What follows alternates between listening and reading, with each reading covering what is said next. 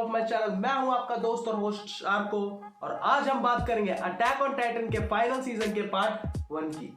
लेकिन उससे पहले अगर आपने इस चैनल को अभी तक सब्सक्राइब नहीं किया तो slap that subscribe button bro, क्योंकि we are on the road to 1K। 2022 के एंड तक मुझे 1K चाहिए ब्रो। मुझे इस चैनल पे 1K सब्सक्राइबर्स चाहिए 2022 के एंड तक।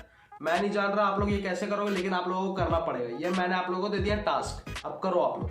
अब जो लोग मुझे पर्सनली जानते हैं वो तो ये जरूर ही जानते हैं कि मैं अटैक ऑन टाइटन का कितना बड़ा फैन हूं। मतलब ये आप मांगा वॉल देख सकते हैं मेरे पीछे, बस नारुतो और अटैक ऑन टाइटन की फोटोज भरी है यहाँ पे। इसीलिए मैं एक्साइटेड हूँ जनवरी 9 के लिए, क्योंकि उस दिन हमें न्यू ईयर का प्रेजेंट मिलने वाला है जो कि होगा अटैक ऑन टाइटन के फाइनल सीजन का पार्ट 2 का रिलीज।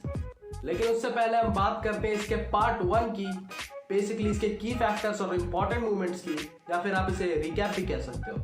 अब इस सीजन में बात करने के लिए तो बहुत कुछ है, लेकिन मैं कुछ इंपॉर्टेंट मूवमेंट्स की बात करूंगा जो कि मैंने कुछ 15-16 लिस्ट बना के रखे हैं इंपॉर्टेंट मूवमेंट्स की, तो हम इसी के बारे में बात करेंगे फिलहाल। तो सबसे पहले आते हैं जब attack on Titan final season के पार्ट 1 की स्टार्टिंग होती है, तब हमें सीधा एरन येगर और उसकी कहानी के ऊपर फोकस करते हुए नहीं दिखाया जाता। हमें यह दिखाया जाता है कि मार्लियन आर्मी और मिडिल ईस्ट अलायंस के बीच में एक वॉर चल रही है जो कि 4 साल से चल रही थी। और इसी वॉर के दौरान हम कुछ पुराने कैरेक्टर्स को तो देखते ही हैं, साथ ही साथ कुछ नए कैरेक्टर से भी इंट्रोड्यूस हो जाते हैं, जैसे कि गैलियार्ड जो कि है जॉ टाइटन, पीक बहुत ही खूबसूरत और गार्ड टाइटन, फैल्को दिल का बड़ा साफ प्यारा बच्चा, और गाबी जिसको मारने के लिए पूरी दुनिया पागल है। और इन्हीं एपिसोड में हमें पता चलता है कि Eren Yeager is hiding in Marley as a Marleyan soldier, जिसके बाद एरन येगर मिलता है फाल्को से और वो उसे राइनर तक पहुंचाने में उसकी हेल्प करता है। हाँ, और इन्हीं एपिसोड में हमें यह भी पता चलता है कि राइनर की लाइफस्टाइल में क्या हो रहा है, क्योंकि मार्ली पे वो वॉरियर कैंडिडेट का इकलौता सोल्जर बाकी था जो पैराडीज आइलैंड वाले मिशन पे गया था। और इन्हीं एपिसोड में आप ये भी देख सकते हो कि राइनर किस तरह से ट्रॉमेटाइज हो चुका है पैराडीज आइलैंड वाले हादसे से। अब जैसे जैसे आप शो में आगे बढ़ते हो, इसमें और भी कई सारे इंपॉर्टेंट मोमेंट्स ऐड हो जाते हैं, जैसे कि आर्मिन का कोलोसल टाइटन में चेंज होना, वॉरहैमर टाइटन का दिखना, या फिर बीस्ट टाइटन और लीवाई पार्ट 2 और पार्ट 3 पता नहीं। इन्हीं एपिसोड में हमें फर्स्ट लुक में तो ऐसा ही लगता है कि एरन येगर मार्ली पे इसलिए गया ताकि वो मार्ली पे अटैक कर सके, और जैसा कि वो करता भी है, अंधाधुंध बेमिसाल एकदम लोगों को मारता फिरता है, एकदम शिगान शेरा वाला माहौल बन चुका था वहां पे।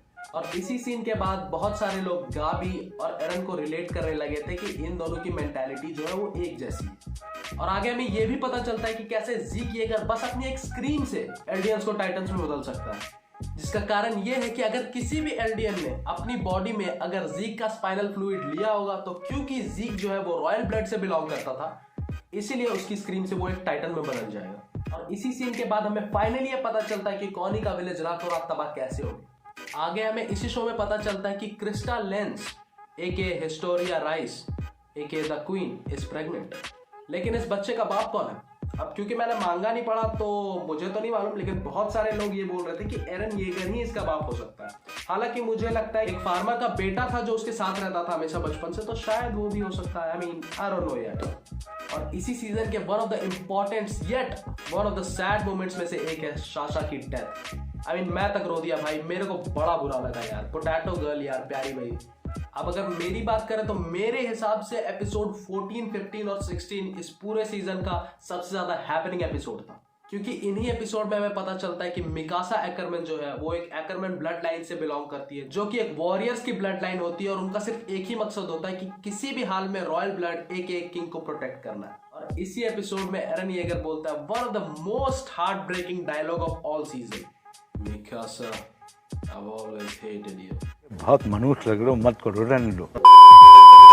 हैशटैग सस्ता एरन येगर। लेकिन इन सारी बातों को अगर हटा भी दिया जाए तो इन तीनों एपिसोड में से एक एपिसोड में हमें लीवाई वर्सेस बीस्ट टाइटन को भी दिखाया गया है। अब बीस्ट टाइटन एक ऐसा कुत्ता है जिसे लीवाई कितनी ही बार लीश पहना दे, वो हर बार किसी ना किसी तरीके से भाग ही जाता है। और यही होता भी है। ज़ीक को जब लीवाई और उसकी टीम ने पकड़ के रखा हुआ रहता है जंगल में, तो वो भाग जाता है वहां से, और भागते भागते बड़ी जोर की चीख लगाता है, जिससे कि लीवाई के सारे कॉमरेड्स टाइटन में बदल जाते हैं। आप इमेजिन करो ये सिनेरियो कि लीवाई अकेला है बीच में और 50-60 टाइटन आजू बाजू जो उसे मारना चाहते हैं। अब एक टाइम के लिए जब मैं वो एपिसोड देख रहा था, मुझे लगा ये भाई हो गया लीवाई का फाइनल, अब यहीं तक जाएगा इसका ये कैरेक्टर। लेकिन bro let me tell you, I fucking underestimated है। Daddy Levi fucking slaughtered every single one of the Titans. वो शो शुरुआत होने के समय ही नहीं बोला गया था कि the wall was built to protect humans from Titans. लीवाई को एक्शन में देख के मुझे लगता है bro it's actually the other way around. क्योंकि टाइटन्स की तो पैंट गीली हो जाती होगी भाई जब वो लीवाई को देखते होंगे तो। देखो ब्रो अगर मैं लीवाई के ऊपर अब बात करने लगा तो ये वीडियो कभी खत्म ही नहीं होगी, इसलिए इस टॉपिक से आगे बढ़ते हैं। और आगे इन्हीं एपिसोड में हमें देखने को मिलता है ज़ीक येगर की बैक स्टोरी, जिसमें हमें ये पता चलता है कि ग्रीशा वाज अ टेरेबल फादर, और हमें ये भी पता चलता है कि ज़ीक येगर को बीस्ट टाइटन की पावर्स कैसे मिली। और उसी एपिसोड में हमें मिस्टर कसावर के बारे में बताया जाता है जो कि ज़ीक येगर के लिए एक फादर फिगर टाइप आदमी होते हैं और वो फॉर्मर बीस्ट टाइटन भी होते हैं। इस पूरे एपिसोड में हमें मार्लियन और एल्डियन के बीच के लफड़े के बारे में बताया गया और बताया गया है कि ये कितनी ज्यादा फक्ड अप स्टोरी है। और इन्हीं एपिसोड में हमें मालूम चलता है कि एरन येगर और ज़ीक येगर असल में आपस में मिले हुए हैं और वो किसी तरह से फाउंडिंग टाइटन को हथियाने की कोशिश कर रहे हैं, क्योंकि अगर एक बार एरन येगर के पास फाउंडिंग टाइटन आ गया तो वो सारे एल्डियंस की रिप्रोडक्टिव एबिलिटी को छीन सकता है and as a result the Eldians will eventually extinct, और फिर मार्लियंस को उससे कोई दिक्कत नहीं होगी। अब बात कुछ ऐसी है कि मार्लियन लोग एल्डियन लोग को इसलिए हेट करते थे कि दे थॉट कि ये लोग कोई मॉन्स्टर टाइप आदमी, ये लोग इंसान नहीं है, और इसी वजह से मार्ली के एल्डियंस को बहुत ही ज्यादा रेसिज्म फेस करना पड़ता था। सो एरन येगर के प्लान को अगर मैं सिंपल भाषा में समझाऊं तो इट्स बेसिकली कि there won't be any racism if there are no races, और इसी वजह से हमें ये मालूम चलता है कि Eren Yeager is not our hero anymore, he is a villain. इसके अलावा भी बहुत सारे एपिक मोमेंट्स हैं, जैसे कि एरन का वॉर हैमर टाइटन को कंज्यूम करने वाला मोमेंट, या फिर लीवाई की अधमरी हालत की, या फिर ब्रिंग इट ऑन राइनर वाला सीन, और हाँ ये भी where is the enemy there. तौबा तौबा तौबा, थारा मूड खराब कर दिया। अब क्योंकि मैंने मांगा नहीं पढ़ा इसलिए मुझे इसके बारे में ज्यादा कुछ तो मालूम नहीं कि आगे स्टोरी में क्या होने वाला है, लेकिन मैं इस बात की आप लोगों को श्योरिटी दे सकता हूँ कि राइनर जब अपने जहाज से नीचे उतरेगा तब बड़ा मजा आने वाला है। सो हाँ, बस यही कुछ इंपॉर्टेंट मोमेंट्स थे जिसे मैंने एक्सप्लेन करने की कोशिश की है इस वीडियो में। अब आप लोगों को क्या करना है वो मैं बताता हूँ। ये वीडियो अगर आपको अच्छी लगी है तो इसे लाइक करो, इस चैनल पे अगर आप नए आए हो तो इसे सब्सक्राइब करके जाना तो बिल्कुल भी मत भूलना। वीडियो अगर बहुत ही ज्यादा अच्छी लग गई तो दोस्तों के साथ शेयर करो यार, और कमेंट करके मुझे बताओ कि आप कितने एक्साइटेड हो पार्ट 2 के लिए। अब मैं मिलूंगा तुम लोगों से अगली वीडियो में प्रोबेबली 9 जनवरी को। Till then be a shark boys, be a shark. मेरा जूता है जापानी, ये पतलून इंग्लिस्तानी, सर पे लाल